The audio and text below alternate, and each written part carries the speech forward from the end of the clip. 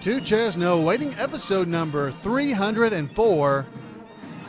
Richard O. Link, Mayberry Squad Car Rendezvous, 1995.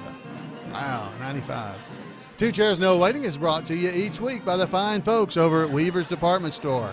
Drop by over at Weaver's and pick up some great Mayberry items. It's that time of year. When I'm recording this, it's November. It's time to start getting some Christmas presents or birthday presents for your favorite podcast host. Because December's the month. Head over to weaversdepartmentstore.com and check it out. Two Chairs No Waiting is also brought to you by donations from listeners like you. Thank all of you for your support that have ever donated to the show. I'm Alan Newsom, your host of Two Chairs No Waiting, and it is a pleasure to have you here to talk about the Andy Griffith Show. Yay! Our favorite show. Or, you know, you wouldn't be listening to this, I suppose, if it's not your favorite show. And if you are, then I guess you're fixing to stop, because this is about the Andy Griffith Show. And today, what we're going to be listening to, or tonight, whenever you're listening to it, we're going to be talking with Richard O. Link. Now, Richard Link was Andy Griffith's manager. He was Andy Griffith's. He was Maggie Peterson's, Ronnie Shell, I think Jim Neighbors as well. He was several of the cast members' manager. And he knows a lot about the Andy Griffith Show. Now, this was recorded up at Bob Scheib's recreation of Wally's service station at the Mayberry Squad Car Rendezvous. Now, in the past, we've done several episodes about this particular event where we had Keith. He was interviewed back on episode number, what was it, 295.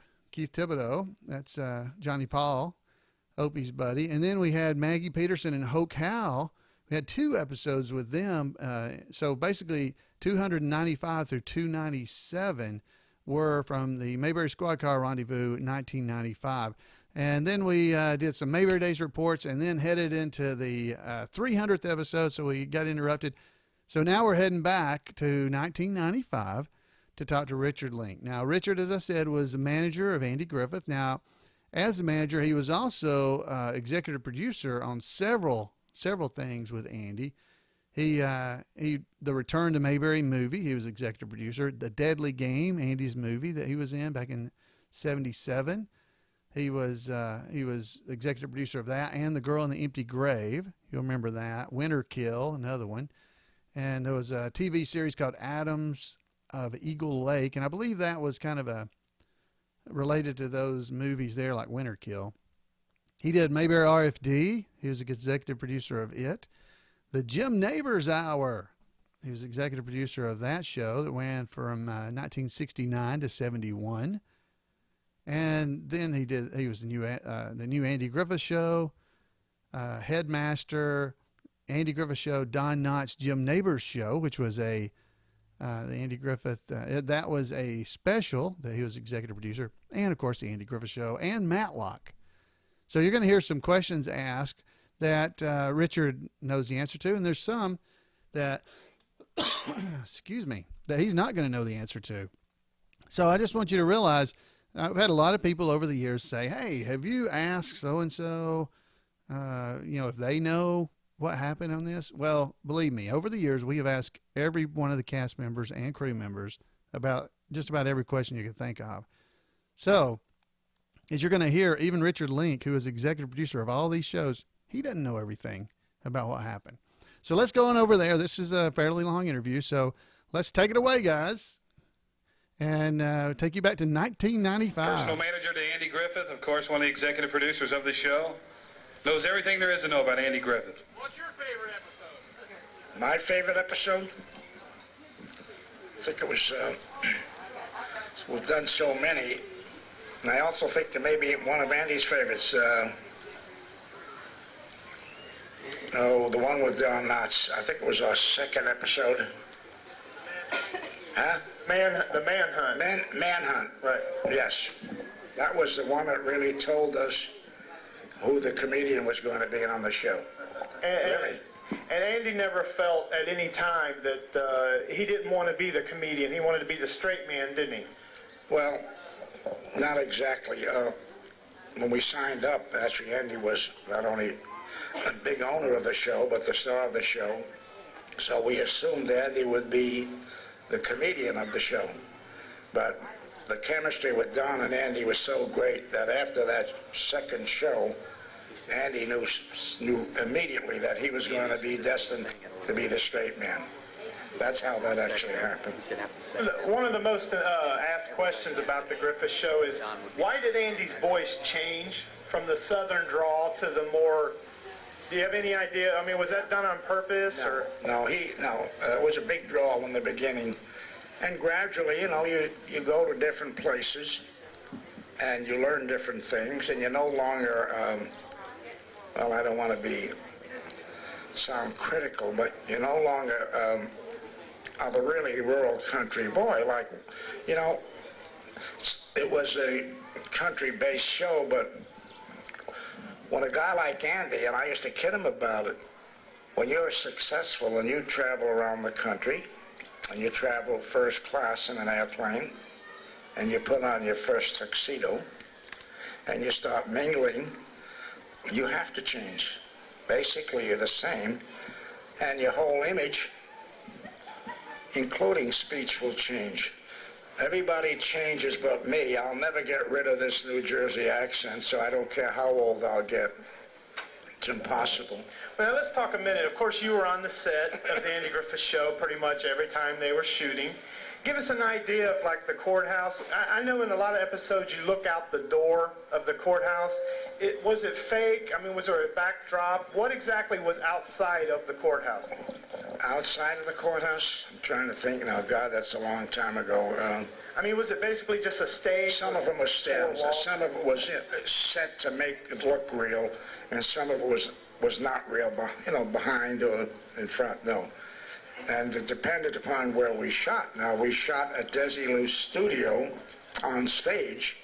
Naturally, a lot of it was fake, but if we went out into the Culver City, which is where 20th Century Fox, we used to use their back lot. A lot of that was more expansive. And even that, the homes looked real outside, but inside, you know, there wasn't really anything. I know a lot of viewers of the Griffith Show, if you'll notice, if you're watching Andy Griffith, you never get to see the wall behind the stove. When Aunt B goes to the stove, that wall, so obviously the walls were movable. They could move them out for different shots and all type. Yeah. But it gives such an illusion of being in an actual house. Well, like that's the whole idea. Right. You know, but you can't go into whole homes, you know. Right. Or rooms, homes, and you can't do it. But I mean, in the people's minds that watch the show, sure, it seems like such a real house, a real courthouse, the whole thing. Yeah. But Dennis, remember, and I think a lot of us forget when we get analyzing it too critical, our whole industry, the whole entertainment industry, especially motion pictures and television, let's face it, it's fantasy land. We think it's real. I mean, out here, and we like to believe it's real, but it isn't really real, you know. It's what I call, when I teach a course in entertainment public relations at Ohio University in Athens, Ohio, which is now my hometown. Thank you. And try to teach the students, give them the entire scope of what I learned over 50 years. And when I introduce myself, I tell them, you have other professors in the journalism department who are the real professors, R-E-A-L, and I'm the other professor, the real professor, R-E-E-L. Right. So expand that into your lives. We're talking about R-E-E-L. Right. We love to believe it's for real. And I'd love to look in the mirror every morning and see Cary Grant, but for 50 years now I haven't seen Cary Grant. So. If anybody has any questions for Mr. Link, we'll get right to those. Okay, Andy's pants legs, one of them was up all the time, the other one's down. Was that just by accident, or was that on purpose? His pants? God, you're observant. I've been with him. One's always on top of the boot. Yeah, I don't know if that was, you know. Yeah, are you talking the Andy Griffith Show? I can't answer that. I don't know if it was. I don't know why it would be on purpose, you know. Maybe it's, you know, the way Andy carries himself physically. But I really don't know about that, no. Another question, Mr. Link. Are you married? Am I married? Yes, I am married to that lovely 6'1" lady that's been roaming around. Her name is, yes, I'm married, Bettina Brenner Link, who was also a former showgirl and actress, and a real bona fide. She was born right in the heart of Hollywood, went to UCLA, went into show business. I met her in Las Vegas. We've been married several times. And we have 3 children, 2 in college on the West Coast, and 1 just graduated from USC Film School. So, yes, we are. And I can't afford another divorce, so I'm set.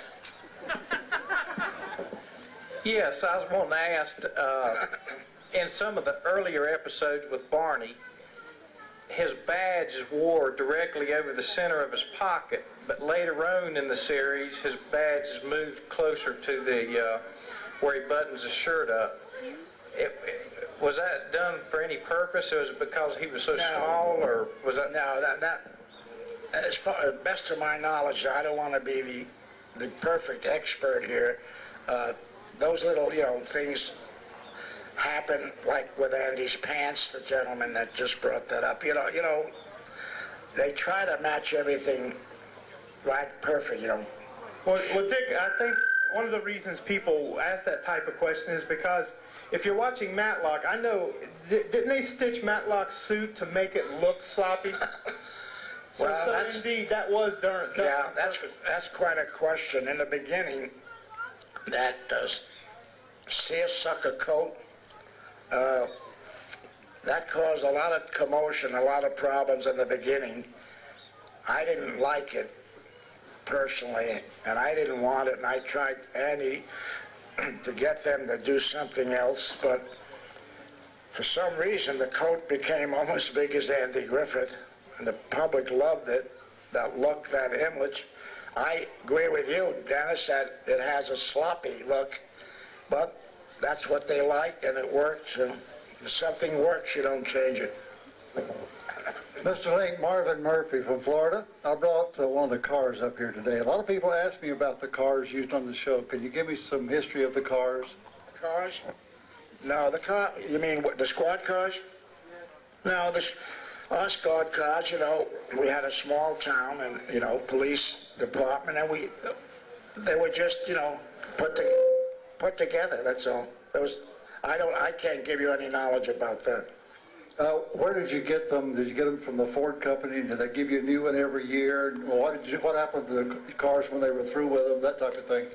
Which cars are you speaking of? The cars used on the show for the squad. Oh, you mean like Ford and? Yes. Yeah, we had a deal. We made a deal in the beginning with Ford, and we'd get new cars every year for the use of the cars in the shows. And then later on, I happened to get into it and made a deal with Chrysler. And we used Chrysler products for a few years. And yes, Andy Griffith, Aaron Rubin, myself would get a new car each year. Yes. What happened to them after the show? What would they do with it? Well, everything went back to the manufacturer. I see. There's not anywhere. Or we had the choice to buy them if we wanted. Yes. Okay. An interesting question is someone brought up. If you'll notice on the Andy Griffith Show, the squad cars have no shine to them. It's like they were painted with flat paint. Is there any idea? I mean, were they just dirty? What? That could have been. That could have been for photography purposes alone. You know, there's so many elements that go into producing a show, from acting to technical problems. Who knows? You know. Back then, you had a lot of actors that were actually appearing on the show as 2, 3, 4 different people. I remember the original show, Aunt B was not Aunt B. She was a neighbor lady or a towns lady whose husband had passed away. And that was, I think, the one with Danny Thomas premiering. And then Clara Johnson and Clara Edwards was the same person with 2 different names. Ernest T. and also the fella that always liked to beat up Barney, the fella that he was afraid to fight, and later was I guess on the Brady Bunch is Sam the butcher. Yeah.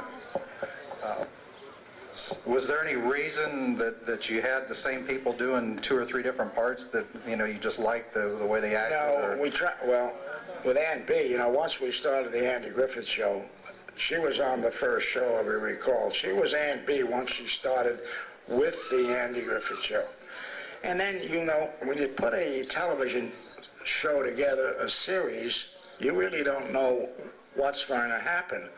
And by trial and error, you try different people and see how they'll fit in to the show. We went through the same growing process, and after the first year, you make changes and things begin to gel or fall apart. Well, with us, we were lucky. The show gelled, and we had a very happy cast and family. I'm telling you, Andy used to love to go to work every morning. And these things evolve out of trial and error. You try your best, doesn't always work. You make changes, and you work around it. And then when you find the right formula, you stay with it. And then if someone leaves, like Don Knotts did, after the 5th year, you have problems. So we thought we were going to have problems, and you panic because you don't find another Don Knotts. It's impossible. But we were lucky. Don went into a variety-type show. I think it was over at CBS. And this is a very interesting story, and it's going to be hard for everybody here to believe. And Andy and I were concerned. Would you believe that the last 3 years, even without Don Knotts, don't ask me why, our ratings went up. And they were as good, if not better, because the very last episode we shot in 1968, you couldn't have planned it any better. The National Nielsen ratings came out the last day of filming, and we were #1. So what can I tell you? In the movie Return to Mayberry, why was the Dud Wash character left out and Ernest T. kind of chasing Charlene again? Dennis, would you repeat that? In the movie Return to Mayberry, shot in '86, You're talking about the reunion? Yeah, the reunion movie. Why wasn't Hoke Howell used as Dud Wash? Why were a lot of the characters left out? Well, good question, and I'll tell you, we started out with a good intent. Let's bring all these people back after a great amount of, time away. Well, I don't know if any of you ever tried to put your own family together after 10 years or what and bring them back for Christmas or Easter. It was not only difficult, they all had their own lives by that time. Most of them were doing very well financially. Some were not available, and it was a nightmare. And how we ever pulled this off and had that great rating, I'll never know. I was partly responsible because I was co-executive producer, and it was a big undertaking. And I think we were up in a little town, Las Olivas, north of Santa Barbara, where we shot that film for 3 or 4 weeks. And it was tough, but it was worth it, and it worked. But to answer your question, you can't predict. Some are available. We, for a while, thought we wouldn't get Jim Neighbors to come back, which was a vital part of the show. It was a nip and tuck affair. Okay, that's all the time we have for Richard, and Richard is going to be over in the green and white tent. All right, so there we are. That was Richard Linke, executive producer of the Andy Griffith Show, Andy's manager, all kinds of stuff like that. So I hope you enjoyed that. Now, as you heard, now this is a guy very involved with the Andy Griffith Show and other shows, and he didn't know a lot of these things that we as Mayberry fans just fixate on. Like, for instance, Andy's pant leg getting stuck in the top of his boot. And he didn't know why that is. Now, of course, over the years, we've heard the story that it was because, Andy, it happened naturally. When Andy would sit down, his pant leg would go up, and when he stood up, it would get stuck on the top of his boot. And I'd heard stories before that Andy's father, that happened to him a lot, and Andy's dad didn't worry about it because that's just what happened. And so Andy left it that way on the show for realism. They just made it more real. But see, Dick didn't know that. That's Richard Linke didn't. He talked about his wife, Bettina Linke, They were married, and I want to say it was in 80. I can't remember. Anyway, they were married again, and they had been married twice. So they were married the first time in 1971, 72. They were married for a while, then they got divorced, and then they got remarried in the 80s. And they've been married ever since. They had 3 children as well. Let's see. He talked about that. He talked about Barney's badge. Why did Barney's badge move from one position on his shirt to another? You know, we focus again on things like this because we're so interested in the Andy Griffith Show. Now, I think you may have heard from the way he was talking, you know, to some degree, I don't want to not burst in anybody's bubble, but to some degree, the actors and the producers and the folks like that, the Andy Griffith Show was a job. It was work. And they did their best to make things consistent. But, you know, moving Barney's badge because it looked a little better on camera from one spot to the other, nobody thought much about it. You know, hey, this looks better, let's put it here. You know, they didn't make a big story about it, and he doesn't remember why that was the case because little changes are made all the time. Now, you know, honestly, that's true in life, too. You ever wear a name tag or a badge that you wear around your neck or something, and eventually you get a different chain or a different thing, or you decide to put the badge a little further to the right or to the left, you know, so it's in the pocket. We do the same thing. So to them, that wasn't something they actually thought about. He also was asked about the squad cars, and he didn't really know too much about that, what happened to them each year, other than that he said they returned them to the dealer or to the manufacturers at the end of the year, had an option to buy them, but they basically always returned them. And he talked about, he didn't really have an answer for the actors appearing as many different characters. He talked about Alan Melvin, who was Sam the Butcher on the Brady Bunch, if you watched that. And, of course, he was several characters on the Andy Griffith Show. But he didn't really answer why that those actors are, you know, put back into the show. You got to remember, back in the day when this was actually being shot, there were no VCRs. People didn't watch things over and over and over. You know, there was no real, there weren't that many channels, so they didn't have a lot of reruns. So that's the reason I think they used the same actors. They were good actors. And when a role came up that they would be good in, they put them in that role and shot a new show. Because it's been a year. Who's going to remember this guy that was in one scene a year ago or even 8 months ago, 6 months ago? Who's going to remember? Nobody. But us who watch it on DVD because we have copies ourselves, or who watch it on, I don't know, TV Land or your local channel. It comes on every day 2 or 3 or 4 times. And we see maybe an episode that came on a year and a half apart, we see them within a week. So we remember, you know, because we see 10, 20 episodes maybe. So that's a half a year of shots of shows, because there were, about 30 episodes a year, you know, somewhere in those ranges. You know, so, you know, they had, you know, they were a long time apart for them. So anyway, I just thought it was very interesting to hear the producer, the manager, talking about, you know, how these things actually occurred, you know, how they thought about them back when they were actually doing the series. So I hope you guys enjoyed it. I'd love to hear from you. If you have questions, answers, whatever you'd like, you can email me at floyd@imayberry.com. You can also you can call me at 888-684-8415. And one more thing I'd like to ask you to do. You can head over to our Facebook page at facebook.com/2chairs. Now, I don't ever ask you guys to do this kind of stuff, but if there are episodes of the podcast that you really like, head over to Facebook and let's see here. Head over to the Facebook page, and when you see one that you really like if you liked episode, I don't know, 303 that came on last week, share it on your Facebook page. Click the share button, so that you can share the page and share it with your friends.